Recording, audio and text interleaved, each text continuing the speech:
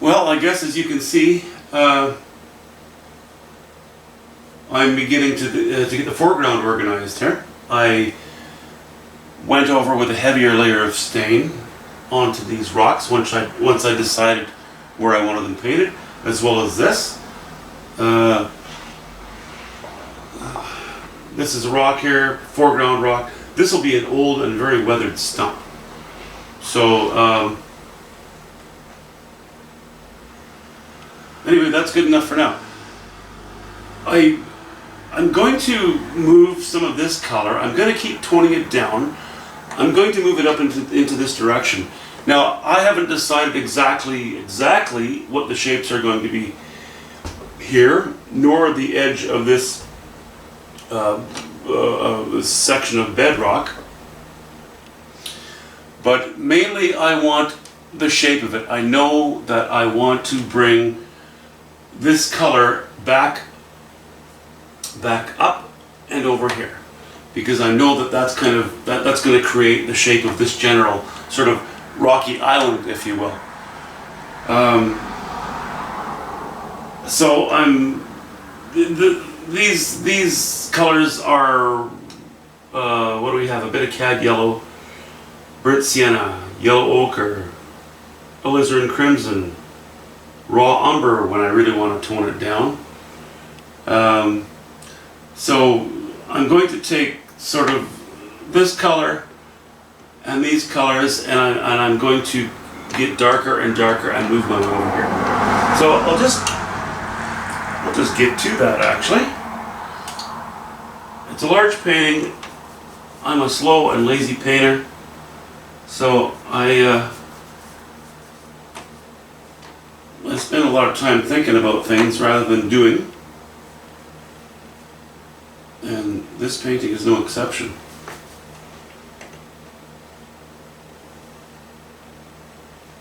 And frankly, even if I were to speed up my progress, I think you'd find it quite boring. But I did want to show you how this is coming. It's finally congealing.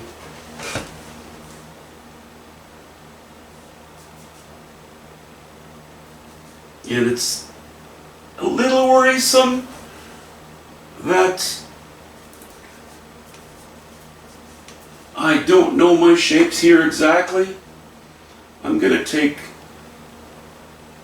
some guesses and take a chance. And because I know that often I do paint impasto-ish, this is not a painting where it's going to be heavily laid on.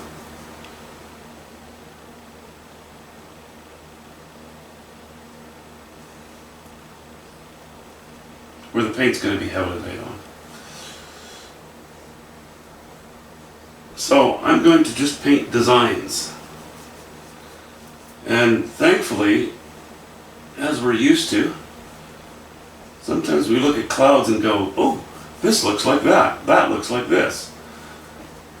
And that's sort of the philosophy I'm using right now.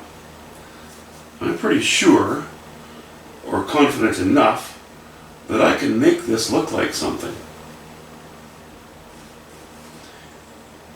That's breaking a lot of rules. I really should have this planned.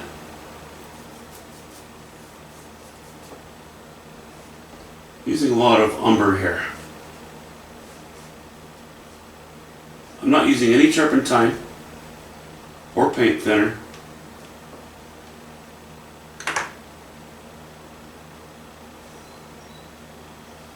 I'm going to give myself a guide here.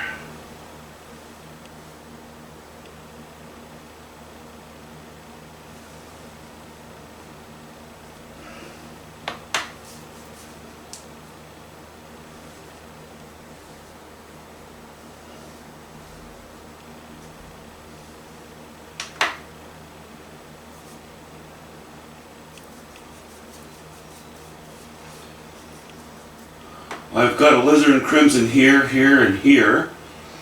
Little yellow ochre there. As I work my way to the edge, I want to drop in chroma, and obviously I'm dropping in value as well, because it's not as important. So that means I'm going more towards just yellow ochre and raw umber.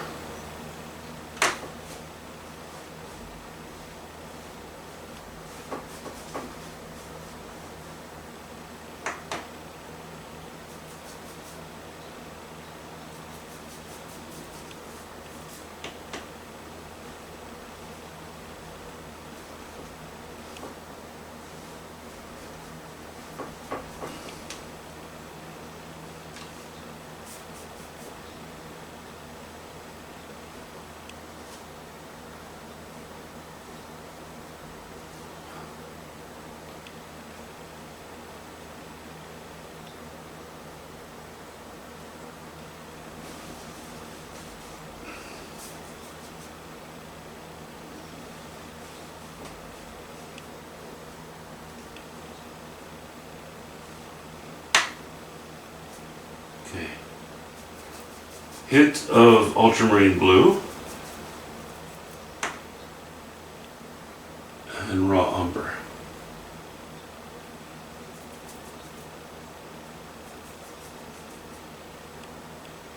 Bit of white.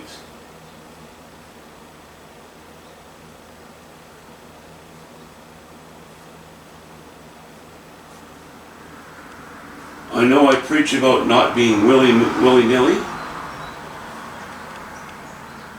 and I know that I appear to be painting willy-nilly, but believe me, I put some thought into this, and I know how to avoid a complete catastrophe.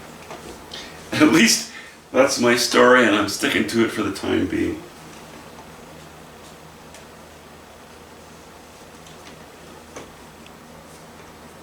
Yeah, so that helps to design, that helps to isolate this island from here. This will be very strong coming down to here. I'm not sure what I'm going to have here. It'll probably be a bit of a jumble of rock, but it's going to be toned down. It's not going to be as intense and as dark as this stump and this bit of bedrock that it's sitting on.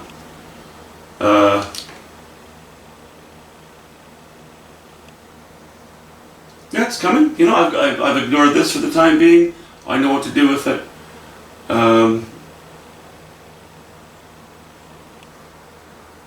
Yeah. And finally,